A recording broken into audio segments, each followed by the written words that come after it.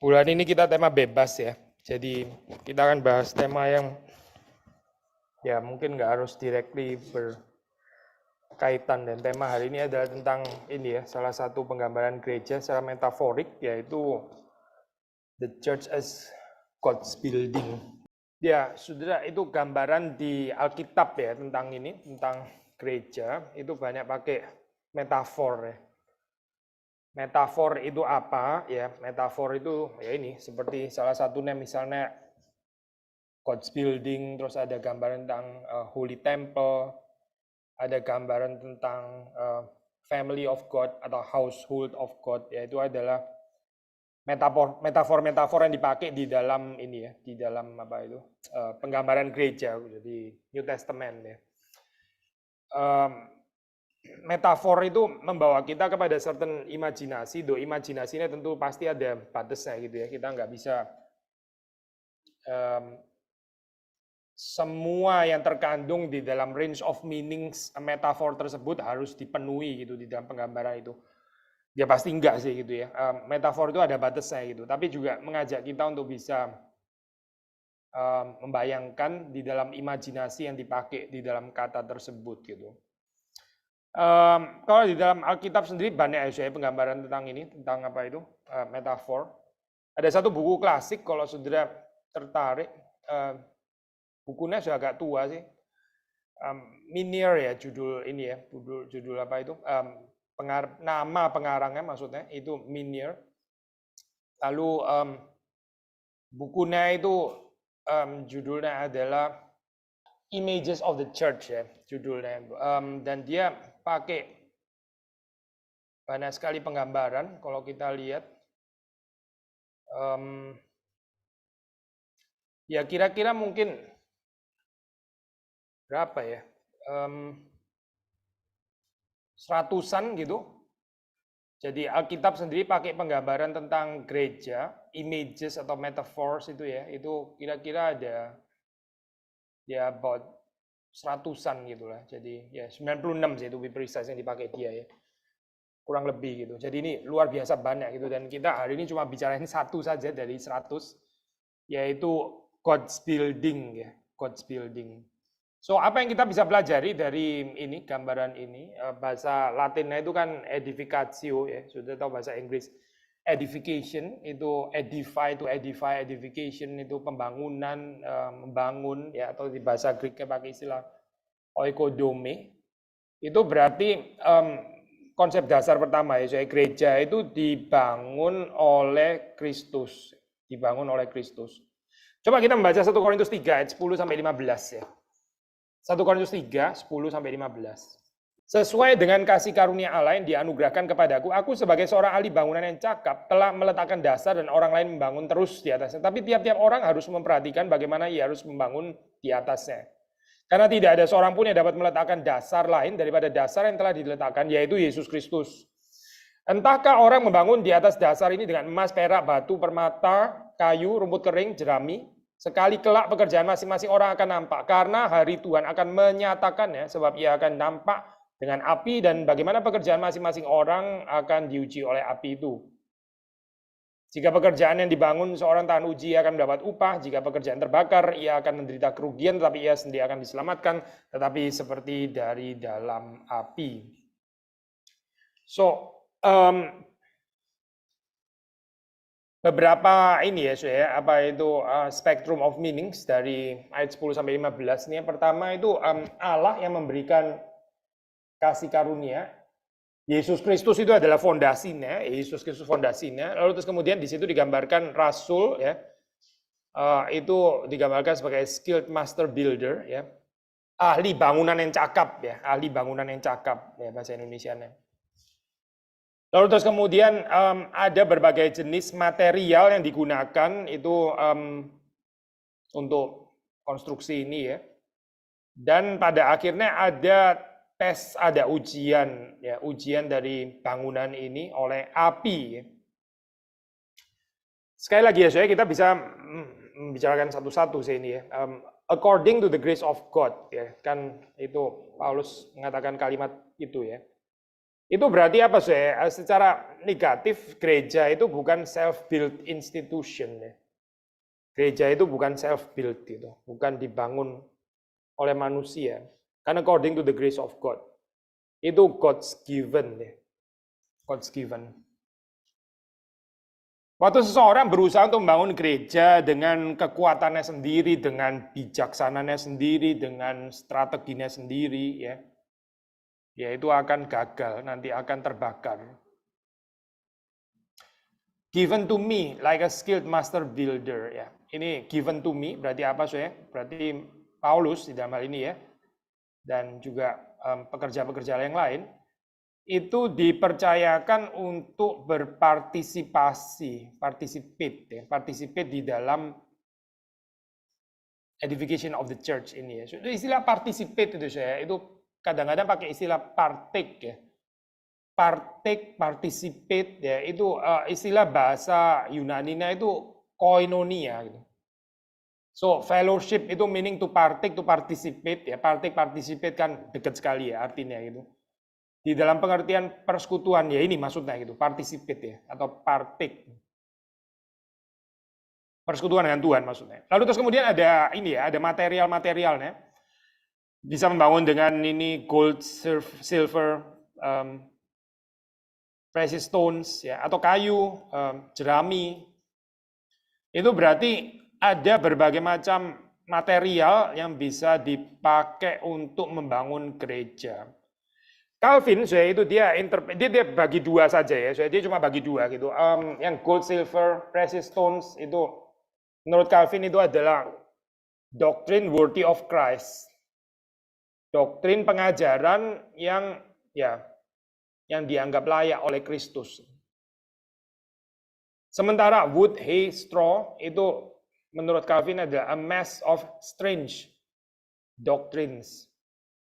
Yang membangun dengan doktrin yang enggak alkitabiah gitu maksudnya. Ini doktrin yang enggak berkaitan dengan Kristus.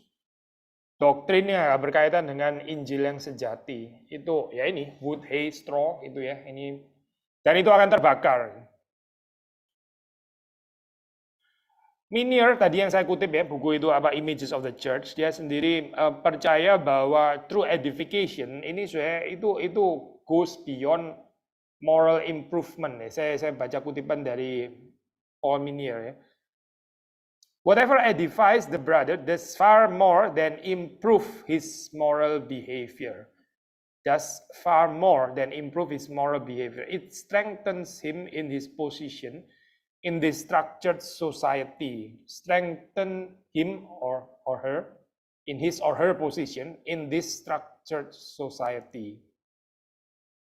Maksudnya waktu kita bicara tentang ini ya, true edification itu bukan pasti sih ada aspek moral improvement termasuk lah. Ini bukan sesuatu yang di-exclude gitu ya. Orang secara behavior lebih baik ya, karakter lebih matang pasti itu termasuk lah gitu. Kita bukan mengatakan bahwa ini apa sih gitu, bukan ya. Tetapi perhatikan di sini yang ditekankan di situ ya. Seseorang itu terus kemudian jadi lebih tahu ya, dia punya calling posisinya itu ada di mana di dalam gereja gitu. Nah, waktu edification itu terjadi, orang itu jadi tahu posisinya di dalam gereja itu di mana gitu. Dan ini penting saya, karena orang yang nggak tahu posisinya itu kacau ya saya, kacau gitu. Saudara kalau posisinya apalah, you name it lah ya saya, saudara posisinya sesuatu gitu misalnya callingnya. Tapi saudara menduduki posisi yang lain, kan bisa kacau ya gitu. Ada orang memosisikan dirinya itu sebagai advisor, padahal dia bukan di situ posisinya gitu. Setiap kali itu advising, termasuk hamba Tuhan pun juga di-advise gitu ya. Keep advising. Mungkin I advise therefore I am itu nih apa itu dia punya moto kehidupannya. The more dia advise, the more dia rasa dia eksis gitu. Ya kalau dipanggil Tuhan sih nggak apa-apa, tapi kalau self-appointed advisor itu yang masalah, itu masalah gitu. Siapa yang mengangkat dia jadi penatua, jadi penasehat ini ya, penasehat bagi pemimpin-pemimpin gereja gitu misalnya. Self-appointed, ini bukan berarti saudara nggak boleh kasih masukan, bukan itu ya poin saya gitu. Saudara ada usulan ya silakan saja, tapi ada orang itu memosisikan dirinya itu sebagai advisor. Cuma salah satu contoh saja saya. Sayang sih sebetulnya ya, karena dia bisa lebih fruitful sebetulnya. Kalau dia nggak main ambil posisi yang bukan posisinya dia.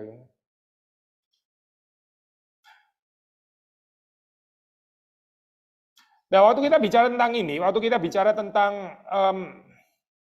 strengthen him or her in his or her position, di situ berarti seseorang itu diajak untuk membaca ya gini ya, membaca, mengenali, menjawab, merespons, ya, memenuhi, menggenapi callingnya dia, functionnya dia ya di dalam ecclesial grand narrative ya.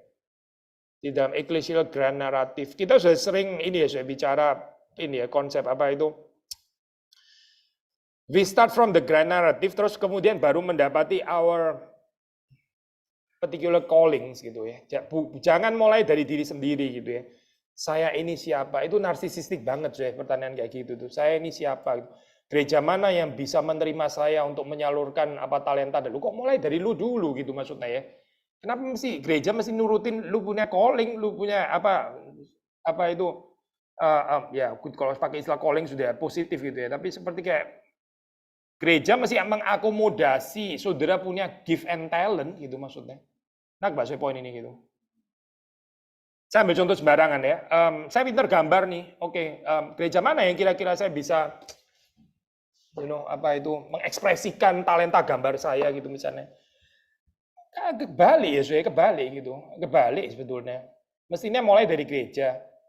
Terus kalau ada gereja yang membutuhkan orang yang punya talent menggambar, ya itu baru. Siapa yang punya talent menggambar? Gitu kan mestinya kan ya. Gereja perlu counselors gitu misalnya ya. Lalu kemudian siapa yang ini dipanggil Tuhan jadi counselors? Kan mestinya gitu ya. Mulai dari ecclesial grand narrative, terus baru seseorang itu mendapatkan callingnya dari sana, dan bukan starting from myself, bukan starting dari diri sendiri. Saya sukanya ini, itu ayo gereja tolong mengakomodasi ini kesukaan saya, hobi saya gitu. Kita kan gereja, saya bukan klub ekspresionisme kan ya, bukan gitu. Kalau klub ekspresionisme ya boleh lah kayak gitu. Setiap orang mendaftar jadi anggota klub ekspresionis itu ya, dan setiap orang bisa mengekspresikan diri masing-masing gitu kan ya. Ekspresi diri itu narsisistik actually, nggak ada kaitannya dengan ini. Nggak ada kaitannya dengan pembicaraan God's building kayak gitu. Gereja ada kebutuhannya apa, grand naratifnya apa, terus orang mana yang bisa dipakai oleh Tuhan gitu. Karena Tuhan nggak harus pakai semua orang gitu. Maksudnya begini ya saya, Tuhan nggak harus pakai semua orang di semua bidang gitu ya. Yang dipakai Tuhan di bidang tertentu ya orang tertentu gitu. Ya. Waktu cerita Gideon yang dipakai untuk perang, Tuhan cuma perlu 300 gitu. Sebenarnya orang lebih banyak terus, yang lain ngapain ya gitu ya. Kita mesti bagi-bagi kursi loh. Sayang, orang tuh kalau inferior kompleks gimana nggak diajak perang gitu misalnya ya. Kalau dia merasa minder, kalau dia sakit hati bagaimana? Gereja bukan ngurusin orang sakit hati, bukan. Gereja itu bukan tempat bagaimana supaya menyenangkan perasaan orang nggak sakit hati, itu bukan gereja gitu. Itu kan pijet kali ya, bikin rileks gitu. Supaya perasaan nggak terlalu ini tapi gereja ya bukan itu lah gitu. Gereja itu ada panggilannya sendiri, lalu kemudian di dalam panggilan itu bagaimana orang itu menemukan ya ini his or her particular calling sesuai dengan kebutuhan gereja ini. Kalau terbalik ya ini akan mengganggu loh. Orang-orang ini bukannya akan masuk ke dalam cerita edification of the church, tapi jadi orang yang mengganggu di dalam gereja gitu. Karena gereja seperti kayak dipaksa untuk menyediakan mimbar tanda kutip ya maksud saya. Saya pakai istilah mimbar dalam artian tanda kutip ya gitu ya. Menyediakan mimbar untuk ini orang-orang seperti itu gitu. Menyediakan ladang gitu supaya dia ada kerjaan. So sekali lagi ya, menurut Minier, waktu seseorang mengerti itu konsep edification of the church, itu akan strengthen him or her in his or her position di dalam gereja.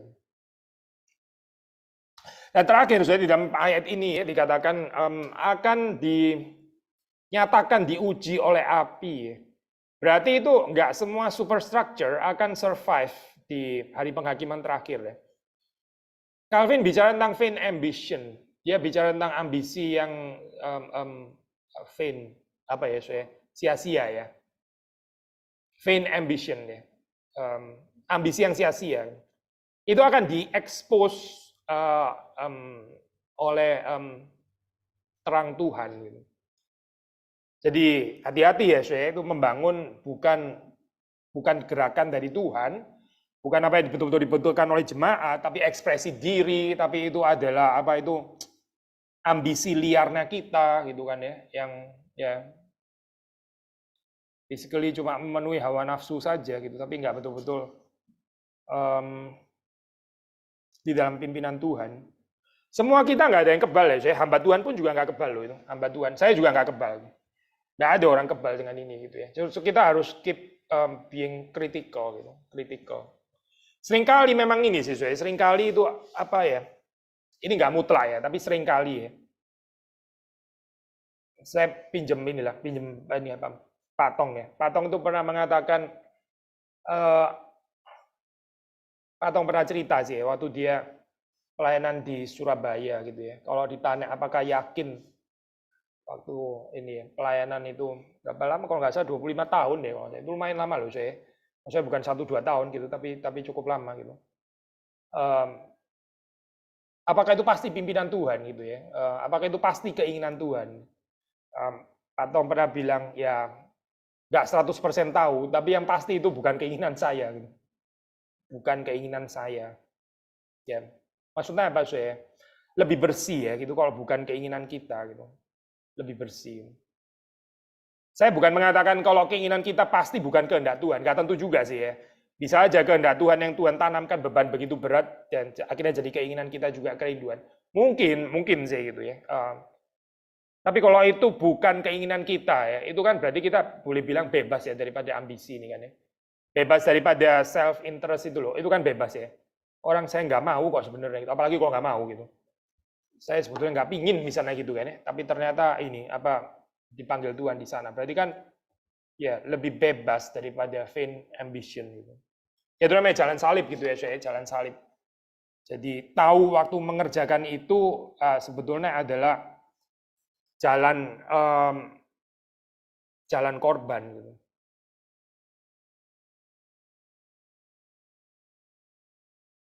Tapi untuk orang-orang yang setia ya, orang-orang yang nggak digerakkan oleh vain ambition, ayat ini waktu dikatakan akan diuji oleh api dan sebagainya, ini justru bukan sesuatu yang menakutkan, tapi sumber penghiburan, encouragement. Kenapa saya?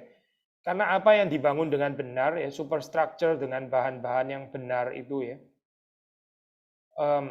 itu diketahui oleh Tuhan ya, diketahui oleh Tuhan, dan Tuhan akan memberikan pujian yang kudus ya, akan memberikan upahnya pada akhirnya gitu ya, akan ya dipertahankan sampai kepada kekekalan, karena memang itu adalah pekerjaan Tuhan sendiri ya. Karena itu bukan pekerjaan manusia.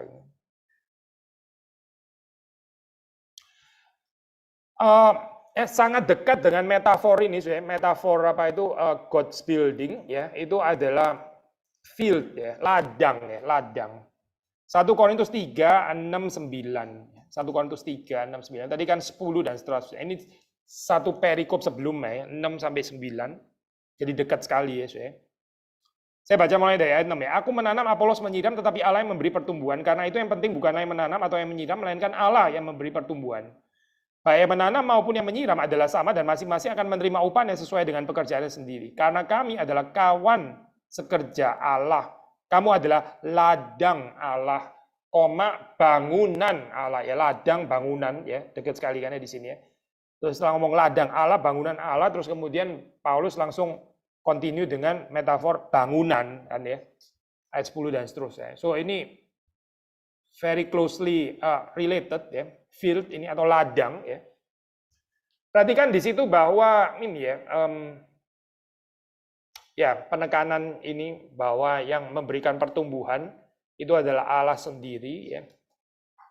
Hamba Tuhan itu kita pelayan-pelayan Tuhan, kita bisa saja dipercayakan ada yang menanam ya, ada yang dipercayakan menyiram, yang satu menanam, yang satu menyiram ya. Tetapi dikatakan dengan jelas yang memberikan pertumbuhan itu Allah ya. Allah yang memberi pertumbuhan.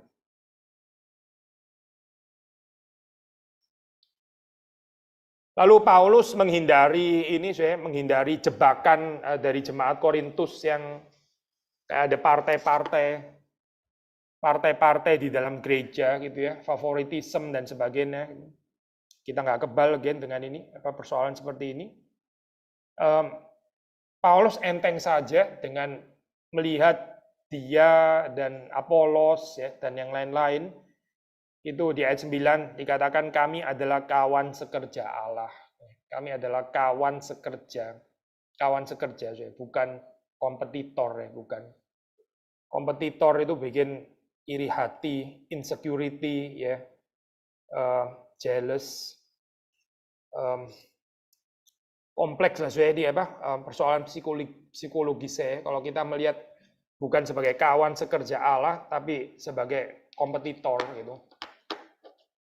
So kita mesti menjaga hati ya di dalam hal ini gitu. Saudara pernah renungkan ya, orang itu iri selalu sama yang sejenis gitu ya. Benar saya? Orang itu iri sama yang sejenis gitu. Kalau hamba Tuhan ya iri sama hamba Tuhan gitu ya. Hamba Tuhan iri sama penatua, itu agak aneh saya. Penatua iri hamba Tuhan itu juga luar biasa aneh sebenarnya gitu kan ya. Nggak nyambung gitu. Saudara juara badminton. Bukan juara lah ya, kalau juara mungkin nggak iri lagi gitu. Saudara pinter main badminton, tapi iri sama juara bola bekel gitu misalnya. Itu agak aneh, karena nggak nyambung itu sebetulnya. Bidangnya lain kan ya. Driver iri sama binaragawan, kan nggak nyambung ya sebetulnya gitu. Orang itu insecure dengan yang sejenis gitu. Nah itu gesekan justru terjadi di sana gitu. Kita itu belum teruji keluasan hati kita kalau kita cuma bergaul hanya dengan lain dengan kita gitu. Itu mungkin belum luas hati gitu. Nah, saya poin ini ya. Saya luas hati terhadap para pemain pingpong gitu. Saya main pingpong juga sih, pakai contoh yang lain ya. Saya luas hati dengan para pemain sepak takraw. Ya iya, lalu sendiri nggak bisa main soalnya gitu. Ya gimana lu nggak luas hati? Memang nggak mungkin ada terjadi competition di situ. Ya, coba aja compete, lu pasti kalah punya gitu kan ya. So kita nggak compete dengan yang kita itu nggak ada kemungkinan potensial untuk menang kalah gitu ya. Kita sama kelihatan seperti kayak lebih luas hati, tetapi dengan yang sejenis ya, nah ini betul-betul bisa terjadi persaingan. I think kita lebih harus take care ya, bagian ini loh, bagian yang sesama ini ya. Dan Paulus ini ya sesama sebetulnya ya dengan Apolos ya, itu kan memang sama-sama pelayan Tuhan gitu, sama-sama melayani jemaat Korintus. Jadi potensialnya bisa jadi kompetitor saya, tapi Paulus nggak mau menjalani narasi itu karena itu apa saya? Karena itu bentur dengan metafor gereja, God's building ya, God's field itu bentur gitu. Narasi kompetisi itu bentur saya dengan metafor of the church sebagai God's building atau field itu ya. Itu nggak bisa dibikin koheren gitu, nggak bisa gitu. Either saudara nggak percaya ini God's building, if that's your own building, then oke, kompetitor betul gitu ya. Jadi gereja ini adalah gereja saya gitu misalnya ya, kerajaan saya gitu misalnya, ya itu bisa sih. Dan let's compete dengan gereja yang lain gitu ya. Let's compete even dengan ini cabang-cabang lain gitu, even masih di sinode yang sama gitu. Tapi kalau itu saudara melihat ini gereja ini belongs to me gitu misalnya ya. Which is itu poisonous ya, berpikir seperti itu benar-benar poisonous. Dan Paulus di dalam Korintus ini menarik ya kalau saudara melihat ya bagaimana dia menyelesaikan persoalan itu ya.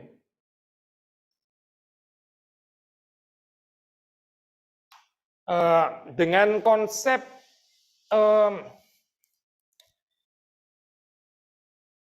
hamba Tuhan itu sebetulnya punyanya siapa sih gitu ya? Atau gereja itu sebetulnya punya siapa? Jemaat itu sebetulnya dimiliki oleh siapa gitu. Misalnya ini contoh ya, Gary Kelapa Gading ya. Ini nih siapa punyanya siapa gitu ya? Hubungan antara hamba Tuhan dan jemaat itu ya. Siapa memiliki siapa sebetulnya gitu. Saudara jangan bilang milik Tuhan, ya itu semua orang juga tahu ya, saya milik Tuhan ya iya sih. Apa yang bukan milik Tuhan gitu ya. Kita put aside dulu ya. Kalimat yang pasti selalu benar ini ya, milik Tuhan gitu. Tapi jemaat itu miliknya hamba Tuhan atau hamba Tuhan miliknya jemaat. Nah, cara berpikir di dalam jemaat Korintus itu ya, mereka itu sangat loyal ya, so loyal, ini kaum loyalis gitu, ada yang loyal terhadap Paulus, ada yang loyal terhadap Apolos, ya, ada yang loyal terhadap Petrus gitu kan ya, kaum loyalis.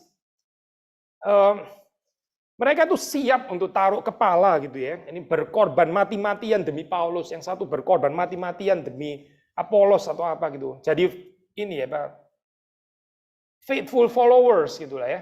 At all cost pokoknya Paulus gitu misalnya ya.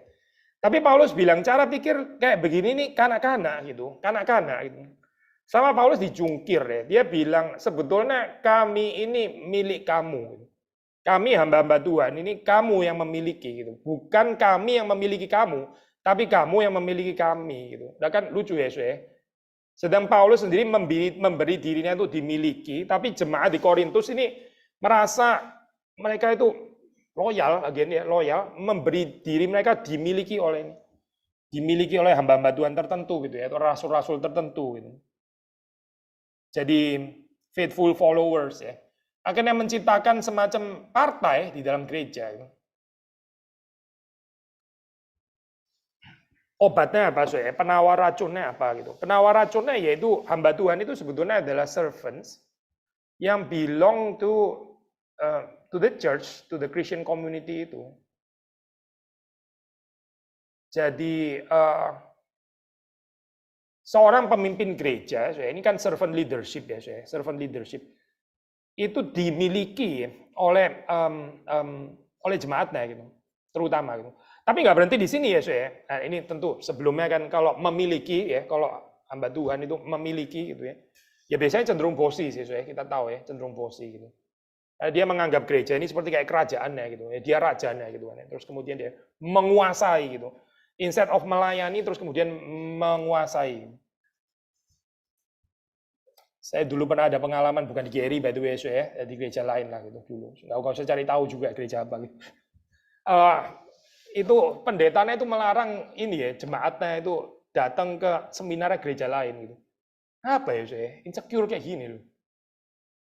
Jadi hamba Tuhannya itu melarang itu ini kamu jangan datang ke seminarnya gereja lain gitu misalnya ya. Mau datang sebenarnya saya datang aja saudara kalau ini ya by the way ya, kalau di sini GRI ya, saudara mau datang seminarnya gereja lain datang aja nggak apa-apa, tapi jangan bidat ya maksudnya ya. Jangan datang di seminar yang gak karu-karuan gitu. Tapi saudara datang aja nggak apa-apa gitu. Tapi ada hamba Tuhan yang ini loh saya Pak, sifatnya itu kayak menguasai gitu ya. Menguasai jemaatnya. Banyak insecurity di dalam kehidupannya gitu.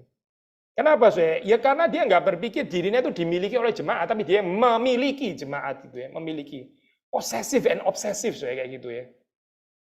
Sudah bisa lihat di dalam kehidupan orang tua dan anak kalau posesif obsesif ya gini sama gitu. Akhirnya overly protective gitu ya dan seterusnya dan seterusnya. So Paulus menjungkir balik ya. Waktu dia bilang, kita ini bukan memiliki kamu, kamu yang memiliki kita sebetulnya gitu. Siapa sih Apolos, Petrus, Paulus ya, itu hamba-hamba Tuhan yang melayani kamu sebetulnya. Kita ini bukan penguasa, bukan. Tapi nggak berhenti di sini ya, saudara. Kalau cuma berhenti sampai di sini, terus kemudian ya ini bisa apes juga hamba Tuhan ya. Oke, jadi kamu nggak bosi. Oke, kamu nggak bosi, kita yang bosi terhadap kamu gitu ya. Akhirnya hamba Tuhan dijadiin pegawai gitu, celaka ini. Beberapa gereja ada loh saya kayak begini ya. Hamba Tuhan itu semacam pegawai gitu. Memang nggak bosi sih hamba Tuhan ya, tapi yang bosi adalah mungkin penatuannya, mungkin terus kemudian ketua pemudanya atau apa gitu lah ya, nggak tahu lah ya. Itu yang ngatur-ngatur akhirnya gitu ya, ngatur-ngatur. Tapi Paulus mengatakan kami dimiliki oleh kamu ya, tapi kamu sendiri adalah milik Kristus dan Kristus milik Allah. Jadi kepemilikannya itu nggak berhenti, ya. Ini bukan cuma masalah. Jadi siapa dong? Siapa memiliki siapa? Paulus memiliki Korintus atau Korintus miliknya Paulus gitu ya? Kan sudah dijawab ya. Tapi terus nggak berhenti di situ, ya. Jemaat Korintus sendiri itu dimiliki oleh Kristus dan Kristus itu dimiliki Allah. Kita baca di dalam pasal 3 ya, pasal 3 ayat yang ke itu agak di bawah, ini apa? 21 sampai 22, 23 ya. Karena itu jangan ada orang yang memegahkan dirinya atas manusia. Memegahkan dirinya atas manusia itu ya, jadi faithful followersnya siapa gitu misalnya ya. Paulus atau Apolos atau apa gitu. Sebab segala sesuatu adalah milikmu, baik Paulus, Apolos maupun Kefas. Ya. Kami ini adalah milikmu. Kami nggak memiliki kamu ya, seolah-olah gitu. Maksudnya nggak memiliki dalam pengertian obsesif-posesif gitu. Saya bukan bilang bahwa Paulus nggak ada sense of belonging terhadap jemaat Korintus, bukan itulah saya poinnya ya. Tentu saja ada. Tapi bukan di dalam pengertian kayak raja yang mau menguasai gitu loh, tidak. Tapi mereka ini adalah hamba-hamba Allah. Ya. Segala sesuatu adalah milikmu, baik Paulus, Apolos, Kefas, baik dunia hidup maupun mati, baik waktu sekarang maupun waktu yang akan datang, semuanya kamu punya. Semuanya kamu punya. Tetapi, 23, kamu adalah milik Kristus. Kamu adalah milik Kristus dan Kristus adalah milik Allah. Ini ya, kalau saudara lihat kan, ini di sini ada Allah ya, maksudnya Allah Bapa, ada Allah Anak, ada Yesus Kristus ya, ada jemaat Korintus, lalu ada rasul gitu kan ya. Coba saudara, urutannya seperti apa gitu? Allah ya, Allah terus kemudian memiliki Kristus kan ya. Kristus memiliki jemaat ya, jemaat memiliki rasul atau hamba Tuhan gitu. Nangkap saya poin ini ya. Hamba Tuhan itu di tempat yang paling bawah gitu, bukan di tempat setelah Kristus, bukan. Itu bukan gambaran teologinya Paulus gitu. Ini bukan bicara tentang Allah, Kristus, hamba Tuhan atau rasul gitu misalnya, terus kemudian baru jemaat gitu kan ya. Lebih rapi kali ya ordernya gitu ya. Tapi ordernya itu bukan itu. Ordernya itu menurut Paulus adalah hamba Tuhan itu yang terakhir actually gitu. Makanya disebut hamba. Jadi jauh sekali dengan gambaran ini ya, favoritisme dan pencobaan untuk mengumpulkan pendukung lah atau apa dan sebagainya, menciptakan kaum loyalis dan sebagainya. Kalau ada hamba Tuhan seperti itu itu hamba Tuhan nggak mateng nggak bertumbuh sebetulnya itu. Hamba Tuhan yang seperti itu itu hamba Tuhan yang nggak dewasa sebenarnya itu.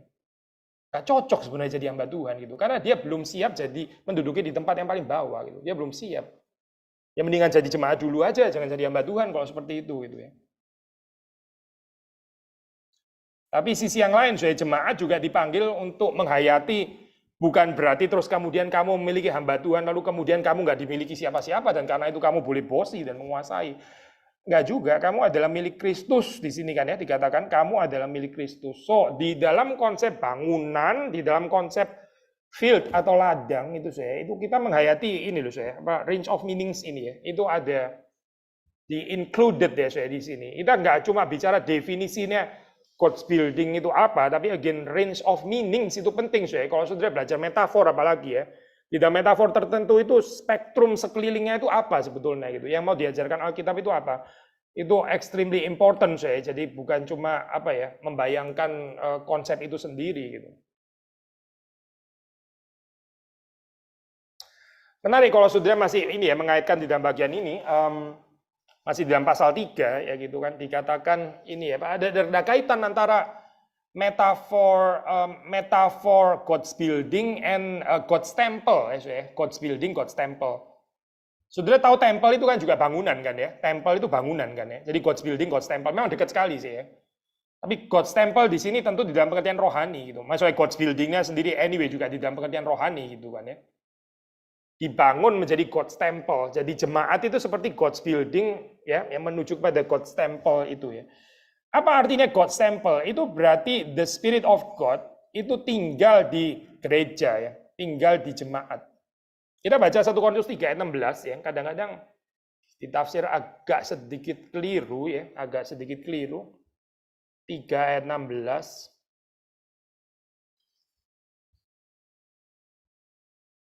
Saya baca dari 15 ya, melanjutkan tadi supaya saudara tahu koneksinya ini benar-benar dekat sekali hubungannya ya. Kan itu kan 14 bilang pekerjaannya dibangun itu bisa tahan uji ya. 15 bilang kalau terbakar dia akan menderita kerugian yang pengujian di judgment day itu kan ya. Nah, terus kemudian ayat 16, tidak tahukah kamu bahwa kamu adalah bait Allah dan bahwa Roh Allah diam di dalam kamu? Jika ada orang yang membinasakan bait Allah, maka Allah akan membinasakan dia. Sebab bait Allah adalah kudus dan bait Allah itu ialah kamu. Tidak tahukah kamu bahwa kamu adalah bait Allah dan bahwa Roh Allah diam di dalam kamu? Saudara, ini pengertiannya kalau saudara baca di dalam konteks termasuk di dalam bahasa aslinya, itu jelas sekali bahwa pengertian di sini ini komunal gitu, bukan individual gitu. Karena ini bicara tentang God's building kan ya, ini kan dibangun gitu kan, ada superstructure kan ya, ada materi-materinya yang dipakai dan sebagainya. Ini kan berarti bukan bicara satu orang, saya bicara gereja, bicara jemaat. Lalu terus kemudian Paulus mengatakan kamu ya adalah bait Allah, Roh Allah diam di dalam kamu. Kamunya ini maksudnya ya the whole bangunan itu tadi gitu, bukan satu orang saya, tapi di dalam pengertian komunal gitu.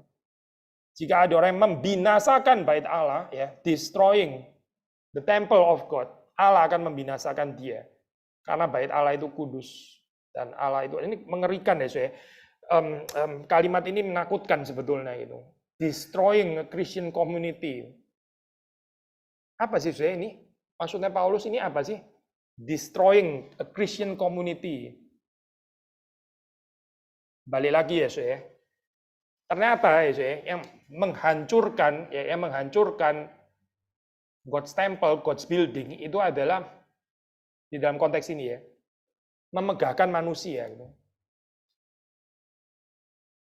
Memegahkan manusia itu destroying Christian community, ya. Destroying Christian community. Dan Tuhan bilang, kalau ada orang yang menghancurkan, membinasakan bait Allah, Allah akan membinasakan dia. Serius banget ya, saya ini ya. Apa ini, saya? Ini bukan dosa membakar gereja, bukan. Ini dosa favoritisme yang diomongin Paulus di sini. Yang membinasakan bait Allah itu, yang menciptakan partai-partai itu di dalam gereja. Allah akan membinasakan dia. Karena ini memegahkan manusia. Konteksnya itu adalah boasting bukan di dalam Tuhan, tapi memegahkan manusia. Akhirnya menciptakan keterpecahan gitu ya di dalam gereja. Dan ya remedinya bagaimana ya, kita sudah ini ya tadi kita sudah katakan ya, instead of memberi diri untuk dikuasai oleh hamba Tuhan ya, jadi pengikut setia hamba Tuhan siapa gitu misalnya ya, which is destroying a Christian community namanya kalau menurut Paulus ya. Tapi terus melihat hamba Tuhan itu sebagai hamba gitu, yang melayani ya, sembari jemaat itu sendiri mempercayakan dirinya untuk dimiliki oleh Kristus ya. Kalau orang semakin tumbuh ya, semakin dewasa ya, itu tuh dia semakin bergerak ke arah bawah ya, semakin turun gitu. Orang yang semakin dewasa itu semakin memberi dirinya itu dimiliki. Itu tanda kedewasaan. Orang yang nggak dewasa, yang masih kanak-kanak ya, itu selalu ingin memiliki. Gitu. Nangkep ya poin ini ya. Memiliki ya, termasuk di dalam anything lah saya. Saudara bisa coba di dalam semua relasi apapun lah.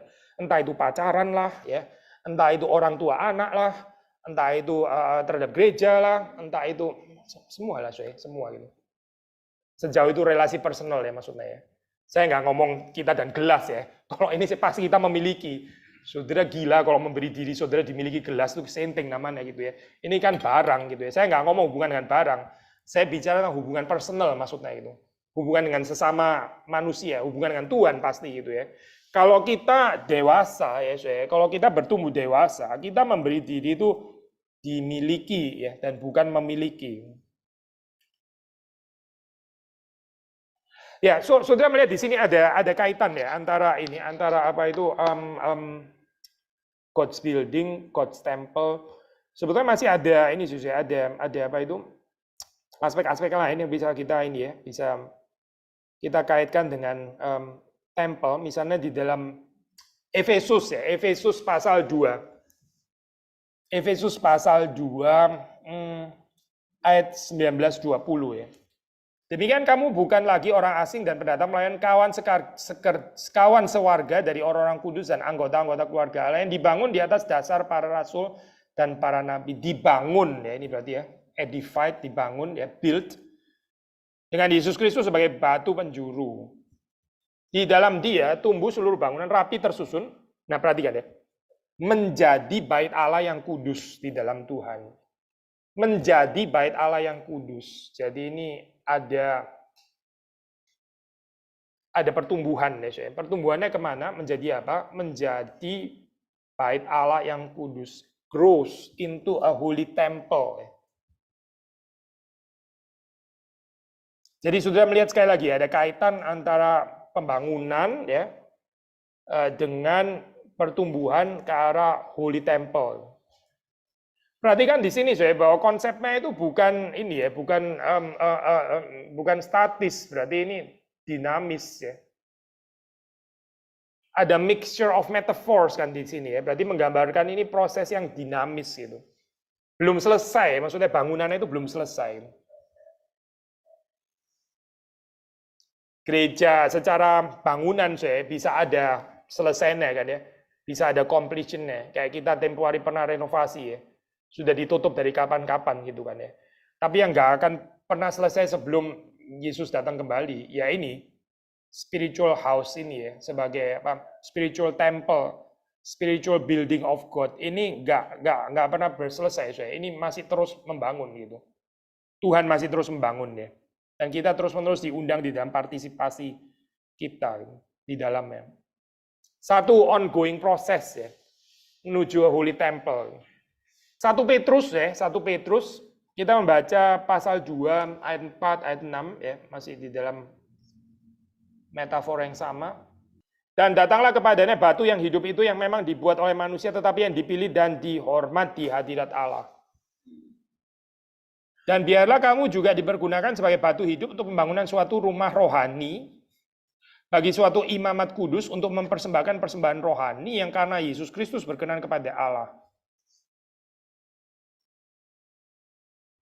Lalu terus kemudian ayat yang ke-6, sebab ada tertulis dalam kitab suci, sesungguhnya aku meletakkan di Sion sebuah batu yang terpilih, sebuah batu penjuru yang mahal, dan siapa yang percaya kepadanya tidak akan dipermalukan.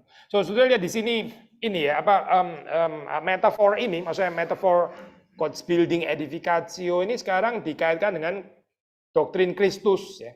Kristus sebagai living stone, cornerstone, rejected oleh manusia. Tetapi dipercaya oleh elect exiles, ya, orang-orang yang berada di diaspora gitu ya, yang ada di diaspora, itu orang-orang pilihan, dipercaya, ya. Ditolak, dipercaya. Menarik, saya kalau sudah melihat di dalam bagian ini ya, saya mau menekankan ayat yang ke-5 di situ ya. Ayat yang ke-5 itu kan ada 3 hal yang dikatakan di sini ya.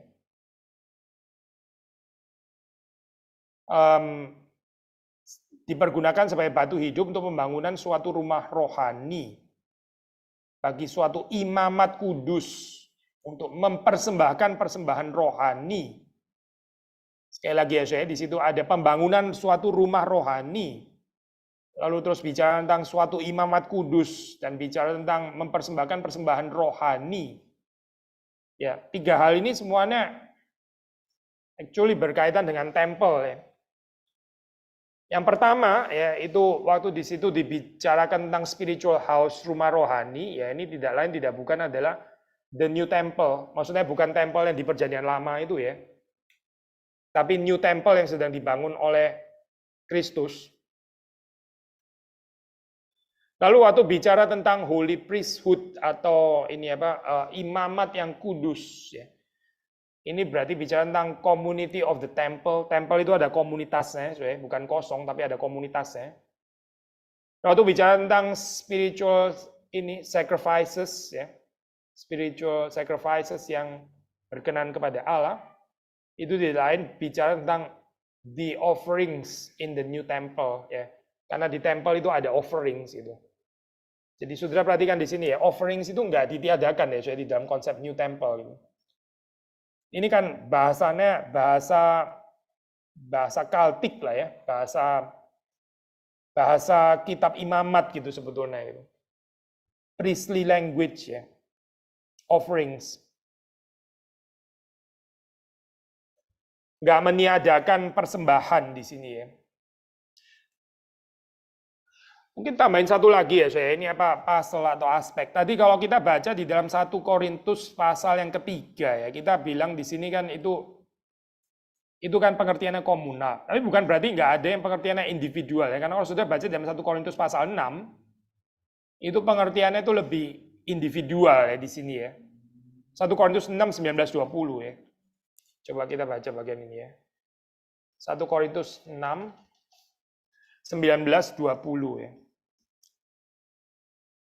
Atau tidak tahukah kamu bahwa tubuhmu adalah bait Roh Kudus yang diam di dalam kamu, Roh Kudus yang kamu peroleh dari Allah, dan bahwa kamu bukan milik kamu sendiri sebab kamu telah dibeli dan harganya telah lunas dibayar. Karena itu muliakanlah Allah dengan tubuhmu, muliakanlah Allah dengan tubuhmu. Nah ini ya saya kalau bicara bagian ini ya, ini indeed bagiannya lebih berkaitan dengan individual believer. Gitu. Tapi kalau yang 1 Korintus 3 tadi pengertiannya itu lebih ini ya, lebih ke apa itu komunal gitu, lebih komunal.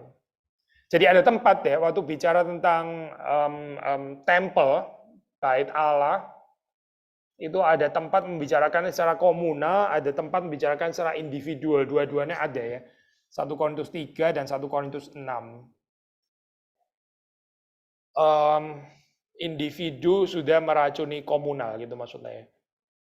Gini saya, pertama gini, kemungkinan itu tentu ada gitu ya. Tapi gini, pertama itu kalau kita baca dalam Alkitab itu ada step-stepnya ya. Maksudnya ada seseorang berdosa dipanggil 4 mata ya, terus kemudian kalau dia tetap mengeraskan hati nggak ada pertobatan, baru dipanggil lagi yang lain dan sebagainya sampai terakhir ya akhirnya ya disiplin gereja gitu.